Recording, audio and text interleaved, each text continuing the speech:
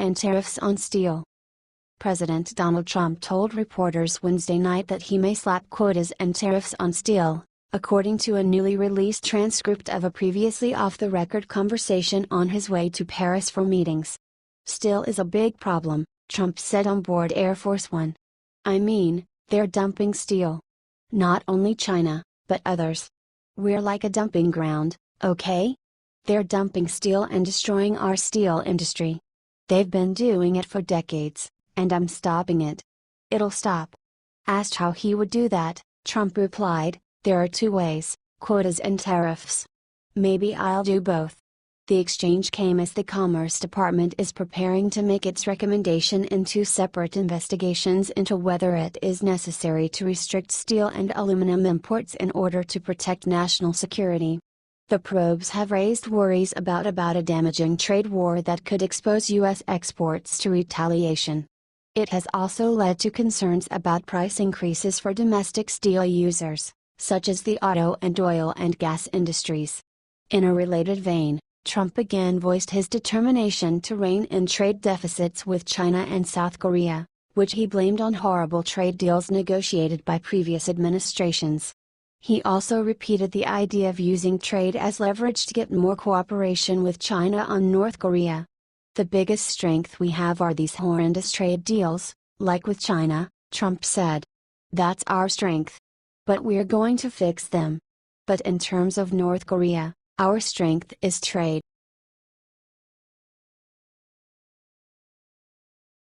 Trump dodges on Russia sanctions. President Donald Trump sent mixed signals about U.S. sanctions against Russia in a conversation with reporters released by the White House on Thursday. Trump's comments came as the House struggles for a way forward on a Russia sanctions bill that cleared the Senate with 98 votes last month. Trump sidestepped a question about whether he would sign the new sanctions package if it reaches his desk but declared his support for existing penalties against Moscow. "We have very heavy sanctions on Russia right now," Trump told reporters on Air Force One in what was originally an off-the-record conversation Wednesday night, according to excerpts released by the White House. "I would not and have never even thought about taking them off. Somebody said, Donald Trump wants to. I don't want to take them off." But Trump also confirmed that he and Russian President Vladimir Putin discussed the pending congressional sanctions legislation during their meeting last week at the G20 summit in Germany and left open the door to easing sanctions if his administration could gain something from Putin in the process. "I would never take the sanctions off until something is worked out to our satisfaction and everybody's satisfaction in Syria and in Ukraine," Trump said, adding later, "I've made great deals. That's what I do. Why would I take sanctions off without getting anything?" The White House has publicly endorsed the current sanctions regime against Russia, and Legislative Affairs Director Mark Short said this week that the administration supports the new penalties in the bipartisan Senate-passed bill. But Short also confirmed that the White House is lobbying Republicans to change parts of the Senate's sanctions bill that would make it more difficult for Trump to roll back or end sanctions against Moscow. And the State Department has confirmed ongoing discussions about Moscow's demand for the return of two diplomatic compounds seized by the Obama administration in December in response to U.S. intelligence agencies' conclusion that Russia conducted a broad campaign to disrupt the election on Trump's behalf. The Senate-passed sanctions bill would prevent Trump from returning the compounds without congressional consent. Deputy Assistant to the President Sebastian Gorka said Thursday that Trump is considering giving Russia back the compounds, which the Obama administration had connected to spying, because we want to give cooperation a chance. "We may not share the same philosophy, we may not share the same type of view of the world, but the fact is there are some issues of common concern," Gorka told CNN.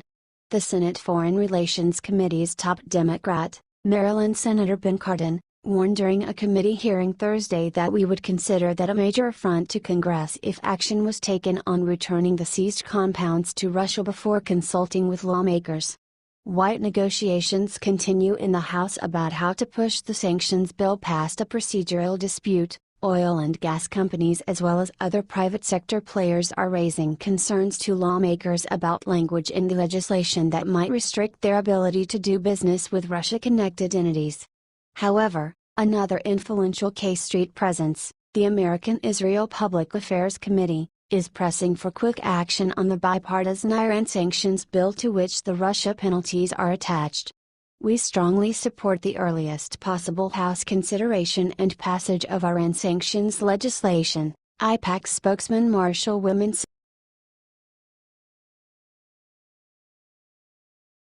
Trump Democrats overplayed their hand on the Russia thing. President Donald Trump told reporters overnight that Democrats had overplayed their hand on what he called the Russia thing, saying the American people don't believe the accusations against him. It's a witch hunt and they understand that, Trump said in a gaggle with reporters en route to Paris on Air Force One, according to a pool report released Thursday. When they say treason, you know what treason is. That's Julius and Ethel Rosenberg forgiving the atomic bomb, okay? Trump denies that his campaign colluded with the Russian government's attempts to interfere in the 2016 presidential election, and he has continued to deny any improper conduct in the wake of revelations that his son Donald Trump Jr. met with a Kremlin-linked lawyer last year seeking dirt on Hillary Clinton. Since details of that meeting surfaced last weekend, a few Democrats, including Clinton's running mate, Senator Tim Kaine, have questioned if Trump Jr.'s behavior might qualify as treasonous. The Justice Department is investigating whether any Trump campaign associates colluded with Russia on the election interference effort, which included hacks of Democratic Party officials' emails. Trump told reporters on Air Force One that he has heard and read that the Democrats are making a big mistake by focusing their attention on the Russia story. My people and the people that support me, who are incredible people, those people are angry because they feel it's being unfair and a witch hunt, Trump said.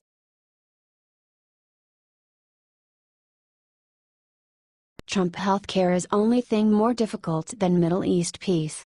President Donald Trump sees getting a healthcare bill through Congress as the only thing harder than achieving peace in the Middle East, he told reporters on Air Force One on the way to France overnight. We have a thing called healthcare. I'm sure you haven't been reading about it too much, Trump said, according to excerpts of the mid-flight conversation that were released on Thursday. I'd say the only thing more difficult than peace between Israel and the Palestinians is health care. Senate Majority Leader Mitch McConnell rolled out the latest version of the Senate's health care bill earlier Thursday. The latest version of the bill met with opposition from moderates, leading experts to believe the bill is on life support and just one vote shy of failure. Trump evoked another image to convey the difficulty in appeasing conservatives and moderates. It's like this narrow road that's about 1/4 of an inch wide, Trump said. You get a couple here and you say, great, and then you find out you just lost 4 over here. Healthcare is tough, the president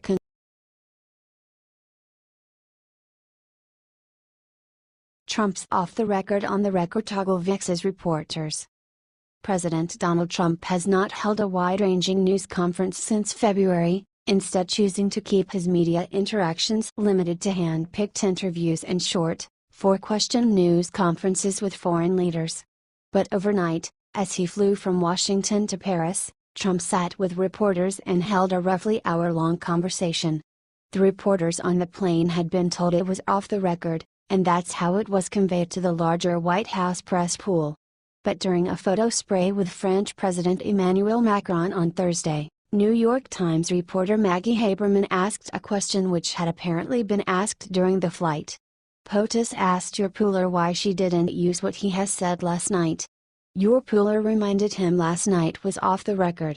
POTUS asked if I had heard him say it could be on record. Your pooler replied truthfully no. Co-poolers also were not under impression it was on record, since White House Deputy Press Secretary Sarah Sanders had declared it off record, Haberman wrote in her pool report. Presidents will often hold conversations with reporters aboard Air Force One, and it's not uncommon for them to be off the record. However, Trump is known to change his mind and make a previously off-the-record conversation on the record. In an Oval Office meeting with Politico reporters in April, one aide said the chat was off the record, but Trump insisted, over objections from nervous-looking staffers, that he be quoted. At a reception for conservative media in April, Trump turned the evening into an impromptu news conference, leading to some complaints among some of the reporters who were not prepared. As the pool was leaving the photo spray, Trump and White House economic advisor Gary Cohn called Haberman back to tell her the communications shop would put most of the off-the-record conversation on the record. But Sanders later told her that excerpts will be released. Not all reporters were pleased with that explanation. If the president speaks to reporters off the record, and then puts parts of it on the record, we're essentially giving him quote approval, tweeted Gregory Court, White House correspondent for USA Today. I've never been a huge critic of quote approval. It's better than on background and ensures accuracy. I'm uncomfortable with it from POTUS. Even if 99% is on the record, I'd want to hear a pretty good argument about why the 1% can't also be on the record. If White House puts out excerpts, it means they've put it all on record. Up to those reporters attempting to put entire report on record now, tweeted Meet the Press host Chuck Todd. A couple hours after Trump asked for the conversation to be put on record, the White House released some excerpts. But they did not include two portions the pool had requested, which Haberman later provided separately to the email list. Haberman initially said in a pool report that Sanders was going around the AF1 traveling pool, by not answering the requests and sending the transcript out via the supplemental pool. But in a follow-up tweet, Haberman wrote that it was a miscommunication. Apologies to Sanders 45 for miscommunication among ourselves that she got tagged within a pool report as doing an end run. She did not, Haberman wrote. Sanders did not immediately respond to a request for comment.